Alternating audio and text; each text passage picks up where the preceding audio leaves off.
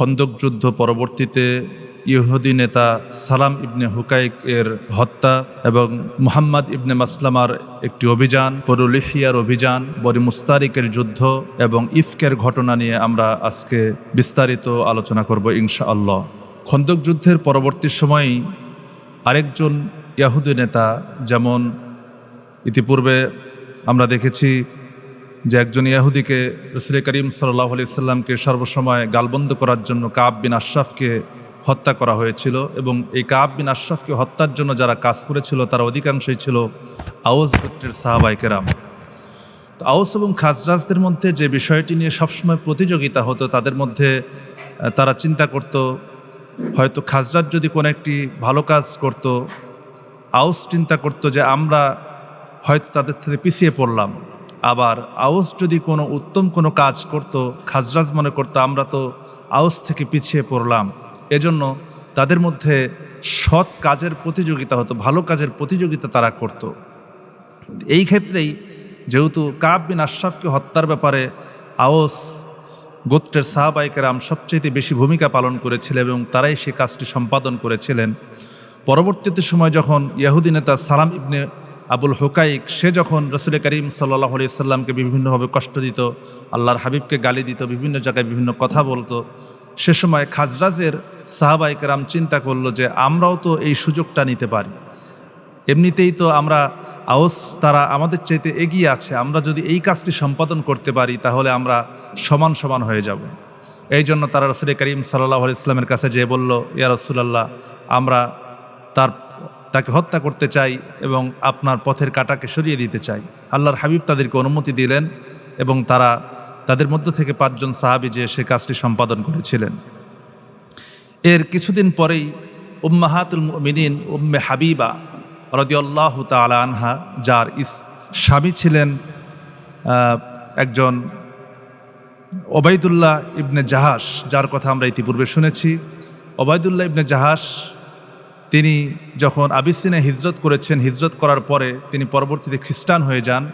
এজন্য ততদিন পর্যন্ত উম্মে হাবিবা সেখানেই বাদশাহ নাজ্জাশীর কাছেই ছিলেন এবং তিনি বাদশাহ নাজ্জাশী সেখানে থাকা অবস্থাতেই তার স্বামীর ইন্তেকালের পরে তার নিজের পক্ষ থেকে প্রস্তাব দিয়ে আল্লাহর হাবিবের সঙ্গে তার বিবাহ বন্ধন করিয়ে দেন। এরপরে আরেকটি ছোট সারিয়ার ঘটনা ঘটে, তা হচ্ছে সেটি সারিয়া প্রেরণ করেছিলেন মুহাম্মদ ইবনে মাসলামার নেতৃত্বে 30 জন সাহাবীকে নিয়ে নজদ এলাকায় একটি সারিয়া প্রেরণ করেন এবং এই সারিয়া তাদের উপরে আক্রমণ করে সেখানে কিছু বকরি, কিছু ছাগল গনিমত হিসেবে লাভ করে এবং তাদের মধ্যে থেকে একজনকে বন্দী করা হয়। সে ছিল সুমামা বিন আসাল। তাকে বন্দী করে মদিনায় নিয়ে আসা হয় এবং সে এসেছিল ছদ্মবেশ ধারণ করে নবী করিম সাল্লাল্লাহু আলাইহি সাল্লামকে হত্যা করার উদ্দেশ্যে। তাকে যখন বন্দী করে মদিনায় নিয়ে এসে বেঁধে রাখা হয়, রাসূল করিম সাল্লাল্লাহু আলাইহি সাল্লাম তার কাছে যেয়ে বললেন যে তোমার কাছে কি আছে যার বিনিময়ে তুমি মুক্তি লাভ করতে পারো? সে উত্তর দিল, মুহাম্মদ, আমার কাছে কল্যাণ আছে। যদি আপনি আমাকে হত্যা করেন তাহলে এমন একজনকে হত্যা করবেন যার ভিতরে যার মূল্য রয়েছে, যার দাম রয়েছে। আর যদি আপনি আমাকে ছেড়ে দেন, আপনি যদি আমাকে অনুগ্রহ করেন তাহলে আপনি এমন একজন ব্যক্তির উপর অনুগ্রহ করবেন যে কখনো অকৃতজ্ঞ হয় না, আমি সেরকম অকৃতজ্ঞ হব না। আল্লাহর হাবিব চলে গেলেন, কোনো কথা বললেন না। পরের দিন আবার আসলেন, তাকে জিজ্ঞেস করলেন, সে একই উত্তর দিল। তৃতীয় দিনে আবার আসলেন, তৃতীয় দিনেও সে একই উত্তর দিল। নবী করিম সাল্লাল্লাহু আলাইহি ওয়াসাল্লাম তাকে ছেড়ে দেওয়ার জন্য আদেশ দিলেন। তাকে যখন ছেড়ে দেওয়া হলো, ছেড়ে দেওয়ার পরে সে বলছে যে এতদিন পর্যন্ত আমার কাছে মুহাম্মদ সাল্লাল্লাহু আলাইহি ওয়াসাল্লামের চাইতে নিকৃষ্ট ব্যক্তি আর কেউ ছিল না, তবে আজ থেকে মুহাম্মদ সাল্লাল্লাহু আলাইহি ওয়াসাল্লামের চাইতে উৎকৃষ্ট এবং শ্রেষ্ঠ মানুষ আমার কাছে আর কেউ নেই। এ হচ্ছে এখানকার মূল ঘটনা। এরপরে আমরা আরেকটি অভিযানের কথা জানি, যেটি বনু লিহিয়ার অভিযান। এটাকে দ্বিতীয় রাজি বলা হয়, অর্থাৎ যেই রাজির ঘটনায় 10 জন সাহাবীকে যারা হত্যা করেছিল এরা কিন্তু বনু লিহিয়ার সম্প্রদায় ছিল এবং তারা বিশ্বাসঘাতকতা করেছিল। এই জন্য রাসূল করিম সাল্লাল্লাহু আলাইহি ওয়াসাল্লাম তাদের প্রতিশোধ নেওয়ার জন্য পরবর্তী সময়ে এই কিছু সাহাবীর সঙ্গে প্রায় 200 জন সাহাবী নিয়ে রাসূল করিম সাল্লাল্লাহু আলাইহি ওয়াসাল্লাম নিজেই রওনা করলেন এবং তাদের উপরে আক্রমণ করলেন। বনু লিহিয়ার লোকজনের খবর শুনে তারা পাহাড়ে উঠে যায় এবং তারা পালিয়ে যায়। রাসূল করিম সাল্লাল্লাহু আলাইহি ওয়াসাল্লাম উফফান পর্যন্ত গেলেন এবং 2 জন অশ্বারোহী পাঠালেন যারা মক্কার কাছাকাছি গেল এবং তারাও কোনো দিকেই তাদেরকে খুঁজে পেল না, তারা পালিয়ে যাওয়ার কারণে। এরপরে সেখান থেকে ফিরে আসেন এবং আল্লাহর হাবিব সেখান থেকে ফিরে আসার সময়ই তিনি প্রথম সালাতুল খাউফের সালাত আদায় করেছিলেন। এরপরে আমরা যদি আরেকটি অভিযান দেখি, সেটি হচ্ছে জিকারদের যুদ্ধ বলা হয় এটাকে। অর্থাৎ নবী করিম সাল্লাল্লাহু আলাইহি ওয়াসাল্লাম মদিনা থেকে অদূরে একটি জায়গার নাম হচ্ছে গাবা, এই জায়গায় বনু গিফারের একজন মুসলমান তার সস্ত্রীক সেখানে বসবাস করত। নবী করিম সাল্লাল্লাহু আলাইহি ওয়াসাল্লাম গনিমত থেকে যে উটগুলি পেয়েছিলেন তার কাছে সেগুলি সম্পাদন করেছিলেন, সেগুলি সে চড়াতো এবং সেগুলি সেখানে লালন পালন করত। তো একবার মক্কার কিছু লোক একত্রিত হয়ে এবং গাফতানিদের একটি দল এই জায়গায় যে গাবা নামক এলাকায় আক্রমণ করে এবং রাসূল করিম সাল্লাল্লাহু আলাইহি ওয়াসাল্লামের যে রাখাল ছিল অর্থাৎ সেই মুসলমানকে তারা হত্যা করে তার স্ত্রীকে বেঁধে নিয়ে যায় এবং উটগুলিকে লুণ্ঠন করে নিয়ে যায়। নবী করিম সাল্লাল্লাহু আলাইহি ওয়াসাল্লাম খবর পাওয়ার পরে তাদের পিছনে একটি অভিযান প্রেরণ করেন এবং এই অভিযানের মাধ্যমে তাদেরকে গ্রেফতার করা হয় এবং আল্লাহর হাবিবের উটগুলিকে সেখান থেকে উদ্ধার করে নিয়ে আসা হয়। যদিও সবগুলি উদ্ধার করা হয়নি, কিছু উট তারা নিয়ে চলে যেতে পেরেছিল, তারা এরিয়া পার করে চলে গিয়েছিল। এরপরে সবচেয়ে গুরুত্বপূর্ণ যেটি আজকের আলোচনা বিষয় তা হচ্ছে বনু মুস্তালিকের যুদ্ধ এবং ইফকের পটভূমি। নবী করিম সাল্লাল্লাহু আলাইহি ওয়াসাল্লাম গোয়েন্দা মারফত খবর পেলেন যে বনু মুস্তালিক অর্থাৎ বনু মুস্তালিক ছিল খুজা গোত্রের শাখা, যেই খুজা গোত্র সম্পর্কে আমরা সিরাতের একদম শুরুর দিকে আলোচনা করেছি। এই খুজা গোত্রের শাখা তারা মদিনায় আক্রমণ করার জন্য প্রস্তুতি নিচ্ছে। নবী করিম সাল্লাল্লাহু আলাইহি ওয়াসাল্লাম এই খবর পাওয়ার সঙ্গে সঙ্গে আল্লাহর হাবিব তিনি সাহাবিদেরকে প্রায় এই সময় 700 সাহাবিকে প্রস্তুত করে আল্লাহর হাবিব তাদের উদ্দেশ্যে রওনা করলেন। এবং নবী করিম সাল্লাল্লাহু আলাইহি ওয়াসাল্লাম যখন কোনো যুদ্ধে যেতেন বা কোনো ভ্রমণে যেতেন, কোনো সফরে যেতেন, তখন স্ত্রীদের মধ্য থেকে কাকে সঙ্গে নেবেন এটার জন্য তিনি লটারি করতেন। তো এবারে লটারিতে হয়তো আয়েশা রাদিয়াল্লাহু তাআলা আনহার নাম আসলো। তো আয়েশা রাদিয়াল্লাহু তাআলা আনহাকে সঙ্গে করেই তিনি রওনা করেছেন। ঠিক বনু মুস্তালিকের যুদ্ধের কিছুদিন আগেই পর্দার আয়াত নাজিল হয় এবং মুসলিম মহিলাদের উপরে পর্দার বিধানকে ফরজ করা হয় এবং এ আয়াতে কারিমা নাজিল হওয়া তাবাররুজাল জাহিলিয়াতিল উলা, যে মুসলিম মহিলারা যেন নবী পত্নীগণ যেন তারা জাহিলি যুগের মতো যেন তারা চলাফেরা না করে। এই জন্য আয়েশা রাদিয়াল্লাহু তাআলার জন্য একটি হাওদা প্রস্তুত করা হয়। সেই হাওদাতে করেই একটি উটের উপরে বসে সেই হাওদাতে করেই আল্লাহর হাবিবের স্ত্রী উম্মাহাতুল মুমিনিন হযরত আয়েশা রাদিয়াল্লাহু তাআলা আনহা তিনি সেই সফরে তিনি যোগদান করেন। তো এখানে যাওয়ার পরে যখন বনু মুস্তালিকের কাছে যখন চলে গেলেন আল্লাহর হাবিব সাল্লাল্লাহু আলাইহি ওয়াসাল্লাম, সেখানে যাওয়ার পরে সেখানে কিছু ঘটনা ঘটে এবং তাদের সঙ্গে এমন বড় যুদ্ধ, তাদের সঙ্গে বড় কোনো যুদ্ধ তেমন হয়নি। আল্লাহ রাব্বুল আলামিন মুসলমানদেরকে বিজয় দান করেন এবং বনু মুস্তালিকের যে প্রধান ছিল হারিস ইবনে আবি দিরার, তার কন্যাও এই মুসলমানদের মধ্যে বন্দী হয় এবং তাকে বন্দী করে নিয়ে আসা হয়। তো যখন মুসলমানদের মধ্যে গনিমতকে বন্টন করা হচ্ছিল, গনিমতকে বন্টন করা অবস্থায় তার কন্যার নাম ছিল জুয়াইরিয়া বিনতে হারিস। এই জুয়াইরিয়া বিনতে হারিসের সঙ্গে নবী করিম সাল্লাল্লাহু আলাইহি ওয়াসাল্লামের বিবাহের প্রস্তাব করা হয়। তো এই বিবাহের প্রস্তাব করার কারণে পরবর্তীতে রাসূল করিম সাল্লাল্লাহু আলাইহি ওয়াসাল্লাম তাকে বিবাহ করেন এবং বনু মুস্তালিক থেকে প্রায় 100 জনকে সাহাবায়ে কেরাম বন্দী করে নিয়ে এসেছিলেন এবং তারা সকলেই ছিল এই জুয়াইরিয়া গোত্রের অর্থাৎ বনু হারিসের সকলেই আত্মীয় স্বজন ছিল। আত্মীয় স্বজন থাকার কারণে তারা আল্লাহর হাবিব সাহাবায়ে কেরামকে যে সকল বন্দীদেরকে বিভিন্ন সাহাবীদের মধ্যে বন্টন করে দিয়েছিলেন। তো সাহাবায়ে কেরাম আল্লাহ রাসূলের সম্মানে, যেহেতু তিনি ওই গোত্রের সর্দারের মেয়েকে বিবাহ করেছেন এবং উম্মাহাতুল মুমিনিনের সম্মানে এই বিবাহ উপলক্ষে সমস্ত বন্দীদেরকে আল্লাহর হাবিব মুক্ত করে দেন। কিন্তু এই খবর হারিসের কাছে ছিল না। হারিস কন্যাকে মুক্ত করার জন্য, বন্দীর জীবন থেকে, দাসীর জীবন থেকে মুক্ত করার জন্য সে 2টি উট এবং অনেক টাকা পয়সা নিয়ে, সম্পদ নিয়ে সে মদিনা আগমন করে। মদিনা আগমন করার সময় সে যখন আসতেছিল তখন দুটি উন্নত মানের উট, সে 4টি উট সঙ্গে করে আসার সময় 2টি উট রাস্তার পথিমধ্যে এক জায়গায় বেঁধে রেখে আসে। আসার পথে আল্লাহর হাবিবের সামনে যখন আসে তখন সে বলে যে আমার মেয়েকে আমি বন্দিত্ব জীবনে দেখতে পারি না, তার জন্য আপনি কি চান আমরা দিয়ে দেব। তো তার সামনে তখন প্রকাশ করা হয়নি যে আল্লাহর হাবিবের সঙ্গে তার মেয়েকে বিবাহ দেওয়া হয়েছে।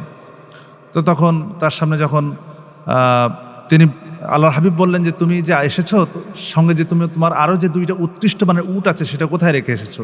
সে বলল যে এই খবর তো আমি ছাড়া বা আমার সঙ্গে যারা আছে তারা ছাড়া তো কেউ জানে না, আপনি কি করে জানলেন? অবশ্যই আপনি আল্লাহ রসুল। এবং সে ঈমান আনে এবং মুসলমান হয়ে যায়। এবং সে যখন শোনে যে আল্লাহর হাবিবের সঙ্গে তার কন্যার বিবাহ হয়েছে সে অত্যন্ত খুশি হয় এবং আনন্দিত হয়।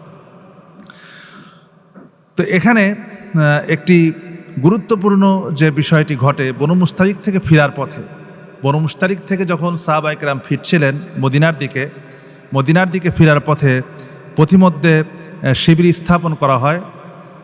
সেখানে যখন সন্ধ্যা হয়ে যায় শিবির স্থাপন করা হয় এবং শিবির স্থাপনে সেখানে কিছুক্ষণ বিশ্রাম করার জন্য সেই শিবির স্থাপন করার পরে হযরত আয়েশা রাদিয়াল্লাহু তাআলা যে হাওদার উপরে ছিলেন সে হাওদা থেকে তিনি বের হয়ে চলে যান, একটু বাইরে চলে যান তার প্রাকৃতিক প্রয়োজন সারার জন্য।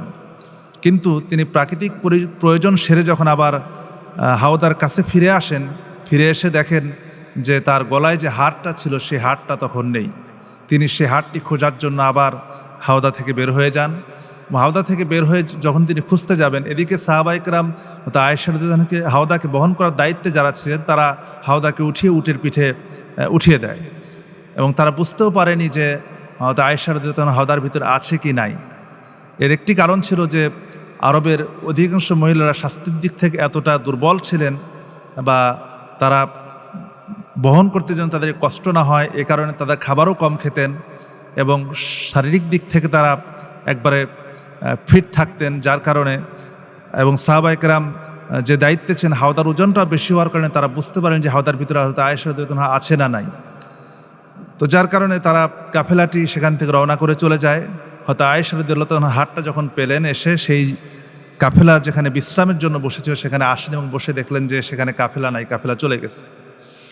হয়তো আয়েশা রাদিয়াল্লাহু তাআলা আনহা সেখানে বসে থাকলেন যে অবশ্যই রাসূল করিম সাল্লাল্লাহু আলাইহি ওয়াসাল্লাম যখন খবর পাবেন যে এবং আরেক জায়গায় যখন কাফেলা থামবে বিশ্রামের জন্য তখন অবশ্যই আমার খোঁজাখুঁজি হবে, আমাকে খোঁজ করবেন, আমাকে না পেলে অবশ্যই এখানে লোক পাঠাবেন। এবং হয়তো আয়েশা রাদিয়াল্লাহু তাআলা আনহা তিনি সেখানেই বসেই কিছুক্ষণের জন্য তিনি ঘুমিয়ে যান।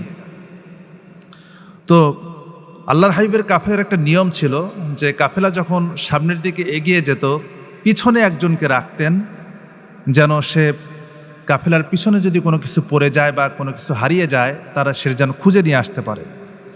তো এই দায়িত্ব পেয়েছিলেন সেদিন সাফওয়ান রাদিয়াল্লাহু তাআলা আনহু। তো সাফওয়ান রাদিয়াল্লাহু তাআলা আনহু তিনি অনেক পিছনে ছিলেন। তো তিনি যখন কাফেলা যে রাস্তা দিয়ে গিয়েছে সেই রাস্তায় চলতে লাগলেন, তো আল্লাহর হাবিবের কাফেলাতে যেই জায়গায় দাঁড়িয়েছিল ঠিক সেই জায়গায় একটি গাছের নিচে হয়তো আয়েশা রাদিয়াল্লাহু তাআলা আনহা তিনি ঘুমিয়েছিলেন। তো সাফওয়ান রাদিয়াল্লাহু আনহু যখন সেই জায়গায় আসলেন, আসার সঙ্গে সঙ্গে দেখতে পেলেন যে তা আয়েশা সেখানে ঘুমিয়ে পড়েছেন। তো আয়েশাকে দেখার সঙ্গে সঙ্গে তিনি আল্লাহু আকবার বলে চিৎকার করে উঠলেন। তো আয়েশা বলেন যে আমি সাফওয়ানের আওয়াজ শুনে, গলার আওয়াজ শুনে আমি ঘুম থেকে জাগ্রত হলাম এবং দেখলাম যে সাফওয়ান কিছুটা অদূরে দাঁড়িয়ে আছে। তো সাফওয়ান রাদিয়াল্লাহু আনহু তিনি এতটাই লজ্জাশীল ছিলেন যে হয়তো আয়েশা রাদিয়াল্লাহু আনহা বলেছেন সাফওয়ান সে এতটাই লজ্জাশীল এবং এতটা আমাকে সম্মান প্রদর্শন করেছেন যে তিনি কখনো আমার দিকে তাকাননি পর্যন্ত। এবং তিনি যখন একদম আমার কাছে আসলেন এসে বললেন যে আপনি আমার উটের উপরে উঠুন। তিনি উটকে বসিয়ে দিয়ে দূরে চলে গেলেন এবং আমি যখন উটের উপরে বসে গলা কাশি দিলাম তখন তিনি এসে আবার উটের লাগাম ধরে চলতে লাগলেন এবং তিনি এত দ্রুত চলতে লাগলেন যে দৌড়ানোর মতো করে চলতে লাগলেন যে যেন কাফেলাটির সামনে যেয়ে ধরতে পারেন, কিন্তু কাফেলাকে ধরা সম্ভব হলো না। তো এই অবস্থার মধ্যে যখন আমরা মদিনায় পৌঁছে গেলাম, মদিনায় যাওয়ার পরে এদিকে হয়তো আয়েশা রাদিয়াল্লাহু আনহার খবর নেই এবং মদিনায় কাফেলা পৌঁছে গিয়েছে। আমরা মোটামুটি আমি সাফওয়ান রাদিয়াল্লাহু আনহুর সঙ্গে কিছুক্ষণ পরেই কাফেলা মদিনায় পৌঁছার হয়তো আমরা যদি বর্তমান সময় হিসাব করি সেটা কতক্ষণ হবে, ধরে নিতে পারি 1-2 ঘন্টা। এরকম পরে যখন তারা পৌঁছলেন, তখন মুনাফিক সর্দার আবদুল্লাহ ইবনে উবাই সে এটাকে সুযোগ হিসেবে কাজে লাগালো। হয়তো আয়েশা রাদিয়াল্লাহু তাআলা আনহার নামে সে কুৎসা রটনা শুরু করলো। যাদের ইমানের দুর্বলতা ছিল বা যাদের ভিতরে তাদের মুনাফিক তাদের যে গ্রুপ ছিল, এই গ্রুপের মধ্যে তারা ব্যাপকভাবে আয়েশা রাদিয়াল্লাহু তাআলা আনহার নামে তারা বিভিন্ন ধরনের অপবাদ রটানো শুরু করলো, যে তার সঙ্গে তার দেরি হলো কেন, দেরি হওয়ার পিছনে কারণটা কি, তারপরে আরেকজন সাহাবীর সঙ্গে আসলো, তার সঙ্গে তার কোনো এই ধরনের যেগুলি আর কি হয়ে থাকে। তো আমরাও কিন্তু সমাজে সাধারণত এরকম যদি কোনো কিছু ঘটে যায় তাহলে কিন্তু আমরা কোনো চিন্তা ভাবনা না করে, কোনো দিকে খেয়াল না করে মানুষ কিন্তু অপবাদ ছড়াতে, কিন্তু অপবাদের কথা কিন্তু খুব দ্রুত ছড়িয়ে যায় এবং এই কথা চতুর্দিকে মদিনায় ছড়াতে থাকে। তো আয়েশা রাদিয়াল্লাহু আনহা বনু মুস্তালিক থেকে যাওয়ার পরে তিনি কিছুক্ষণ সময়ের জন্য অসুস্থ হয়ে যান, শারীরিকভাবে সে দুর্বলতা ফিল করেন, জ্বর আসে। এবং আয়েশা বলেন যে আমি কখনো আল্লাহর হাবিবকে সবসময় দেখেছি যখনই আমি অসুস্থ হতাম রাসূল করিম সাল্লাল্লাহু আলাইহি ওয়াসাল্লাম খুব পেরেশান বোধ করতেন এবং আমার খেদমত করতেন, আমাকে খুব সেবা শুশ্রূষা করতেন। কিন্তু এবারে লক্ষ্য করলাম রাসূল করিম সাল্লাল্লাহু আলাইহি ওয়াসাল্লাম আমার দিকে মোটে ফিরেও তাকাচ্ছেন না এবং আমাকে আগের মতো করে সেভাবে করে সময় করছেন না বা আমাকে খেদমত করছেন না। আমি আস্তে আস্তে অসুস্থতা আমার বাড়তে লাগলো। কিন্তু হয়তো আয়েশা রাদিয়াল্লাহু তাআলা আনহা তখনও জানতেন না যে কেন আল্লাহ রাসূল এমন করছেন বা কি হয়েছে। এ ব্যাপারে হয়তো আয়েশা রাদিয়াল্লাহু তাআলা কিছুই জানতেন না। তো এই অবস্থা যখন চলছে, সে অবস্থার মধ্যে হয়তো আয়েশা রাদিয়াল্লাহু আনহা একদিন আল্লাহ রাসূলকে বলছেন যে আমি তো খুব অসুস্থ হয়ে পড়েছি, আপনি যদি আমাকে আমার মায়ের কাছে পাঠিয়ে দিতেন তাহলে আমি সেখানে যে মায়ের সেবা শুশ্রূষা পেয়ে আমার একটু ভালো লাগতো। তো রাসূল করিম সাল্লাল্লাহু আলাইহি ওয়াসাল্লাম তিনি তো একদিক থেকে নিজেও খুব মনোকষ্টের মধ্যে আছেন যে চতুর্দিক থেকে এরকম অপবাদ, আর এরকম অপবাদ তো শোনা বা এরকম অপবাদ কানে আসা আল্লাহর হাবিবের জন্য কতটা কষ্টকর হতে পারে। তিনি একদিকে কষ্ট পাচ্ছেন, আবার প্রমাণ না থাকার কারণে কিছু বলতেও পারছেন না, আবার আল্লাহর পক্ষ থেকেও কোনো ফায়সালা আসছে না। এই জন্য তিনি তার মনোকষ্টটা, আল্লাহর হাবিবের মনোকষ্টও দিন দিন বেড়ে চলছে। তো আল্লাহর হাবিব শেষ পর্যন্ত আয়েশা রাদিয়াল্লাহু তাআলা আনহাকে আবু বকরের বাড়িতে পাঠিয়ে দিলেন। সেখানে যাওয়ার পরে হয়তো আয়েশা রাদিয়াল্লাহু আনহা আরও অসুস্থ হয়ে পড়লেন। তো তিনি অসুস্থ অবস্থায় একদিন প্রাকৃতিক হাজত সারার জন্য বাহিরে গিয়েছেন। তো হয়তো আবু বকর রাদিয়াল্লাহু আনহুর বাড়িতে যে একজন দাসী ছিলেন, তিনি হয়তো আয়েশা রাদিয়াল্লাহু তাআলা আনহাকে সেদিন সমস্ত ঘটনা খুলে বললেন যে তোমার ব্যাপারে তো এই শোনা যাচ্ছে বা এই কথা বাহিরে ছড়িয়েছে বা এটি ব্যাপক পরিমাণে ছড়িয়েছে। তো হয়তো আয়েশা রাদিয়াল্লাহু আনহা বলেন যে আমি যখন এই খবর শুনলাম, খবর শোনার সঙ্গে সঙ্গে আমার বুক ফেটে কান্না বের হয়ে আসতে লাগলো যে এটা কেমন কথা, আমি তো ভাবতেও পারছি না যে এমনটি হতে পারে। তো আয়েশা রাদিয়াল্লাহু আনহা এত বেশি কান্না করতে লাগলেন এবং ঘরে এসে মাকে জিজ্ঞেস করেন, মা তুমি কি জানো যে এই বিষয়গুলি বা যে কথাগুলি বাইরে ছড়াচ্ছে এই বিষয়গুলি কি সম্পর্কে আপনার কি কোনো জানা আছে? তার মা বলল যে হ্যাঁ মা, আমি জানি। তো তিনি তখন খুব রাগ করলেন মায়ের সঙ্গে যে আপনি কেন আমাকে বললেন না, কেন আপনি আমাকে আগে বললেন না কথা। তো তিনি অনেক জোরে জোরে চিৎকার করে করে কান্না করতে লাগলেন এবং হয়তো আবু বকর রাদিয়াল্লাহু আনহু তিনি ঘরের দ্বিতলে অবস্থান করছিলেন। হয়তো আবু বকর বললেন কি হয়েছে, কাঁদছে কেন? তখন হয়তো আবু বকর নিচে আসলেন এবং হয়তো আবু বকরও মেয়েকে সান্ত্বনা দেওয়ার চেষ্টা করলেন, বুঝাতে চেষ্টা করলেন। এবং পরের দিন রাসূল করিম সাল্লাল্লাহু আলাইহি ওয়াসাল্লাম তিনি নিজেই হযরত আবু বকরের বাড়িতে গেলেন আয়েশাকে দেখার জন্য। আয়েশাকে দেখার জন্য যখন গিয়েছেন তখন এমনকি এর মধ্যে কিছু সাহাবীরাও যারা প্রকৃতপক্ষেই রাসূলের প্রতি ঈমান এনেছিল, এমন কিছু সাহাবীরাও এই কথা ব্যাপক পরিমাণে ছড়ানোর কারণে তাদের ভিতরেও বারবার যদি কোনো কথা ছড়াতে থাকে, এক কথা বারবার কানে আসতে থাকে, একসময় কিন্তু মানুষের ভিতরে এর একটা বিশ্বাস বিশ্বাস না হলেও এটির ভিতরে একটি বদ্ধমূল বা একটি ধারণা তৈরি হয়ে যায় যে এমনটা হতেও পারে। তো রাসূল করিম সাল্লাল্লাহু আলাইহি ওয়াসাল্লাম আয়েশার কাছে যে বলছেন যে তুমি যদি কোনো ভুল করে থাকো, তুমি যদি কোনো ভুল করেই থাকো, যদি হয়ে থাকে এমনটি, তবে আমি এটা বিশ্বাস করতে চাই না যেমন হয়েছে, তাহলে তুমি আল্লাহর কাছে মাপ চাও। আর যদি না করে থাকো তাহলে আল্লাহর ফায়সালার জন্য অপেক্ষা করো, ধৈর্য ধারণ করো। তো হয়তো আয়েশা রাদিয়াল্লাহু আনহা বলছেন, আমি আল্লাহর কসম করে বলছি আমি কখনোই মাপ চাইবো না। আমি কেন আল্লাহর কাছে মাপ চাইবো? আমি কি কোনো অপরাধ করেছি নাকি? আমি কোনো ভুল করেছি? আল্লাহ রাসূলের সামনে এভাবে করে হয়তো আয়েশা বলেন, আমি সেদিন চিৎকার করেই কথাগুলি বলছিলাম। তো নবী করিম সাল্লাল্লাহু আলাইহি ওয়াসাল্লাম তিনি সেখান থেকে হয়তো আয়েশার কথা শুনে তিনি আল্লাহর হাবিব ঘর থেকে বের হয়ে আসেন। বের হয়ে আসার কিছুক্ষণ পরেই হযরত জিবরাইল আলাইহিস সালাতু ওয়াস সালাম ওহী নিয়ে আসলেন। সূরা নূরের 11 থেকে 20 নম্বর আয়াতে কারিমা একটি রুকু নিয়ে আল্লাহর হাবিবের সামনে দ্বিতীয় রুকু নাজিল হয়ে গেল এবং হয়তো আয়েশা রাদিয়াল্লাহু আনহাকে আল্লাহ রাব্বুল আলামিন পবিত্রা বলে ঘোষণা করে দিলেন। তো আয়াতে কারিমা নাজিল হওয়ার পরে আল্লাহর হাবিব ঘরের বাইরে থেকে আবার ঘরের ভিতর প্রবেশ করলেন, যে হয়তো আয়েশাকে সুসংবাদ দিলেন, আয়েশা তোমার জন্য আল্লাহ রাব্বুল আলামিন কোরআনে কারিমের আয়াত নাজিল করে দিয়েছেন, তোমার পবিত্রতা বর্ণনা করে আল্লাহ পাক কোরআনে কারিমের আয়াত নাজিল করে দিয়েছেন। হয়তো আয়েশা বলেন যে রাসূল করিম সাল্লাল্লাহু আলাইহি ওয়াসাল্লামের মুখ থেকে যখন এই কথা শুনলাম, শোনার সঙ্গে সঙ্গে আমার চোখ দিয়ে অঝরে পানি ঝরতে লাগলো, যে আল্লাহ তাআলা আমার জন্য, আমি তো ভেবেছিলাম হয়তো আল্লাহ রাব্বুল আলামিন আপনার কাছে জিবরাইল পাঠিয়ে আমার পবিত্রতার ব্যাপারে শুধু সুসংবাদ দিবেন, কিন্তু কোরআনে কারিমের আয়াত নাজিল হয়ে গেল যা কিয়ামত পর্যন্ত বলবৎ থাকবে, মুসলমানরা জানবে, এটাকে পড়বে। তো আল্লাহ পাক এইভাবে করে হয়তো আয়েশার সম্মানকে বৃদ্ধি করে দিলেন এবং যারা অপবাদ ছড়িয়েছিল সেই অপবাদকারীদের বিরুদ্ধে আল্লাহর হাবিব ব্যবস্থা নিলেন। 80টি করে বেত্রাঘাতের আইন নাজিল হলো। আরেকদিকে এই যে মুনাফিকদের তাদের আসল চরিত্র একদম প্রকাশ্যে চলে আসছে, যে এরকম চরিত্র এই আব্দুল্লাহ ইবনে উবাইয়ের প্রকাশ্য চরিত্রটা যখন সামনে চলে আসলো, শুধু এইটাই না, এর আগেও কিন্তু আরেকটা ঘটনা ঘটেছে, যে যখন বনু মুস্তালিকের ওই জায়গায় যখন ছিলেন, মুস্তালিকের কূপের কাছে, সেখানে পানি নেওয়াকে কেন্দ্র করে একবার একটু ছোট্ট একটা গণ্ডগোল হয়েছিল। সেটাকে নিয়ে এসেও আব্দুল্লাহ ইবনে উবাই, ঘটনাটা ছিল এমন যে সেখানে থাকা অবস্থায় হয়তো ওমর রাদিয়াল্লাহু আনহুর দাস সে আনসার একজন সাহাবীকে চর মেরে বসে। তো তখন আনসার সাহাবীরাও তাদেরকে ডাকতে থাকে এবং ওমরের দাস যে সে মুহাজিরদেরকে ডাকতে থাকে। আল্লাহর হাবিব সেখানে গেলেন এবং যাওয়ার পরে বললেন যে তোমরা এটা কি শুরু করছো? তোমরা কি আবার জাহালাতের দিকে ফিরে যাচ্ছ নাকি? তোমাদের ভিতরে এটা কেমন চরিত্র লক্ষ্য করছি। তো ওই সময় আব্দুল্লাহ ইবনে উবাই সেখানে মদিনার মুহাজির সাহাবীদেরকে বা মদিনার আনসার সাহাবীদেরকে বলছে, দেখো যে তোমরাই তো এই দাসগুলিকে আশ্রয় দিয়ে তোমরা তাদেরকে জায়গা দিয়েছো, বাড়ি দিয়েছো, অর্থ দিয়েছো, সম্পদ দিয়েছো, দিয়ে তাদেরকে মাথায় উঠিয়ে রেখেছো। চলো মদিনায় যাওয়ার পরে আমরা এই মুহাজিরদেরকে মদিনা থেকে বের করে দেব।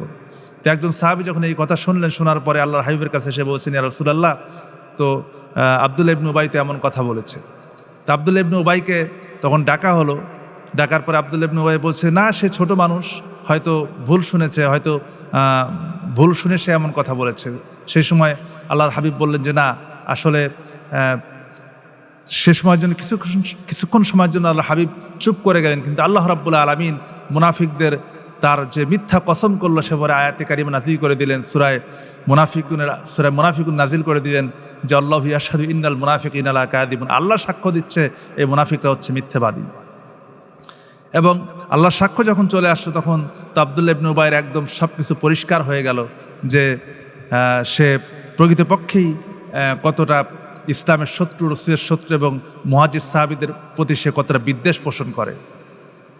তো এইভাবে করেই মুনাফিকদেরকে আল্লাহ রাব্বুল আলামিন তাদের চরিত্রকে প্রকাশ করে দিয়েছেন।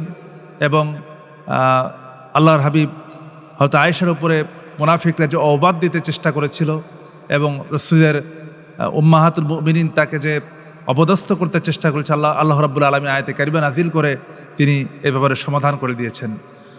কোনো নারীকে অপবাদ দেওয়ার ব্যাপারে এজন্য কোনো কিছু দেখলে পরে সামনে দেখার সঙ্গে সঙ্গেই সেটাকে নিয়ে একটি ধারণা করার ব্যাপারে আল্লাহ তাআলা তো এমনিতেই বলেছেন যে তোমরা অধিক ধারণা থেকে বেঁচে থাকো। অধিক ধারণা থেকে বেঁচে থাকার জন্য আল্লাহ পাক মুসলিম সমাজকে নির্দেশ দিয়েছেন। সূরা হুজরাতে আল্লাহ তাআলা বলেছেন 12 নম্বর আয়াতে, অধিক ধারণা থেকে বেঁচে থাকো। তো এই যে অধিক ধারণা করা বা অধিক চিন্তা করা বা কোনো কিছু না জেনেই অপবাদ দেওয়া, এটি কবিরা গুনাহ। এখান থেকে বেঁচে থাকা উচিত এবং আমরা যেন এই ধরনের অপরাধ থেকে, এই ধরনের গুনাহ থেকে বেঁচে থাকতে পারি। আল্লাহ পাক যেন আমাদেরকে সেই তৌফিক দান করেন। আল্লাহুম্মা আমিন। ওয়া আখির দাওয়ানা আলহামদুলিল্লাহি রাব্বিল আলামিন। আসসালামু আলাইকুম ওয়া রাহমাতুল্লাহ।